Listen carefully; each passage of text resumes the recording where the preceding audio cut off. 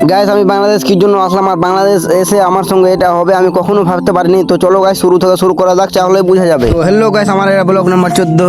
তো চলো গাইস আজকের ব্লগটা শুরু করা যাক। হ্যালো গাইস, আমি সকাল সকাল বেরিয়ে গেলাম পাট নেবার জন্য মাঠে। ফাইনালি গাইস চলে আসলাম আমি পাটের ভুঁয়ে। তোমরা দেখতে পাচ্ছ পাটগুলো কত সুন্দর সুন্দর হয়ে আছে। ফাইনালি গাইস পাটটা নিয়ে রেডি কিন্তু আমি চলে আসলাম বাড়ি। আর বাড়িতে এসে কিন্তু এখানটা ট্রাক্টর বাবা লাগাবে, টলি লাগাবে, তার জন্য কিন্তু এখানটা টলি খুলতে চলে আসলাম। টলি খুলে টুলে কিন্তু আমি বাগানে দিকে এসে বাগানে কিছু আম টাম পেরে কিন্তু আম খেতে খেতে চলে আসলাম বাড়ি এসে আমি আর আমার অক্ষয় ভাইনা কিন্তু রেডি হয়ে গেলাম তেল আনার জন্য। ফাইনালি গাইস পেট্রোল পাম্পে চলে আসলাম। আর পেট্রোল পাম্পে কিন্তু তেল নিয়ে নেবো আমরা এখন। তেল এনে বাড়িতে ভাতটা খেয়ে কিন্তু আমি আর টুটু কাকু আর আমার ভেগনা আর আমার ভেগনি বেরিয়ে গেলাম মধুপুর। আমার ভেগনার আগে রাখতে, আমার ভেগনাদের বাড়ি হচ্ছে মধুপুর, তার জন্য আমার ভেগনার আগে রাখতে বেরিয়ে গেলাম আমি আর টুটু কাকু।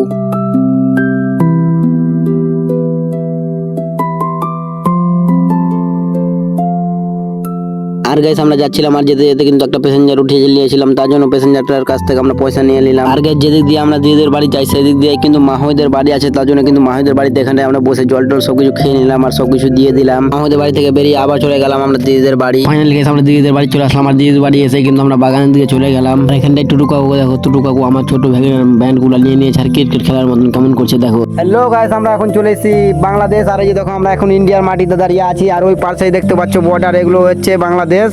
আর আমরা সবাই চলে এসেছি এখন ইন্ডিয়া। আর ইন্ডিয়ার পাশেই বাংলাদেশ, এই যে দেখো ওটা হচ্ছে বাংলাদেশ। আর এখানে আছে আমি, আমার ভেগনা আদি, আর এই যে দেখো বাংলাদেশ। আর ওদিকে যাচ্ছি না কারণ কি পুলিশ বকতে পারে, তার জন্য কিন্তু ওদিকে যাচ্ছি না। দেখো পুরো লাইট চালু হয়ে গেছে। আর এই যে দেখো বাংলাদেশের বর্ডার। এমন কত করতে গেছে দিদির বাড়ি থেকে বেরিয়ে গেলাম আর বাংলাদেশের বর্ডারে দেখো কতগুলো লাইট জ্বলছে, সেই লাগছে দেখতে। আর গাইস আমরা কিন্তু ওদিক দিয়ে আসছিলাম আর অনেক গরম লেগে গেছে, তার জন্য একটা দোকানে থেমে জুসগুলো নিয়ে নিলাম।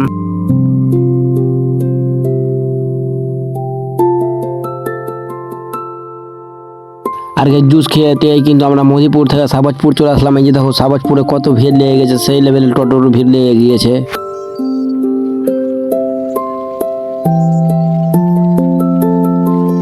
ফাইনালি গ্যাস আস্তে আস্তে চলে আসলাম আমাদের বৈষ্ণবনগর। দেখতে পাচ্ছ আমাদের বৈষ্ণবনগরের শিব মন্দির। আর গ্যাস আমি একটা কথা তোমাদেরকে তো বলতে ভুলিয়ে গিয়েছি, আমার সঙ্গে কিসের জন্য এমন ব্যবহার করলো গাইস। আমরা কিন্তু বর্ডারের কাছে যেতে পারিনি, এটা কিন্তু আলাদা বর্ডার, এটা কিন্তু ওটাই বর্ডার, বাংলাদেশের বর্ডার, কিন্তু ওর কাছে আমরা যেতে পারিনি, রাত লেগে গেছিল। তার জন্য আমরা ভেবেছিলাম কি একই সাথে গিয়ে রাস্তার কানাতে বর্ডারের কানাতে গিয়ে ভিডিও বানাবো, রাত লেগে গেছে, তার জন্য কিন্তু যেতে দিল না আমরাকে।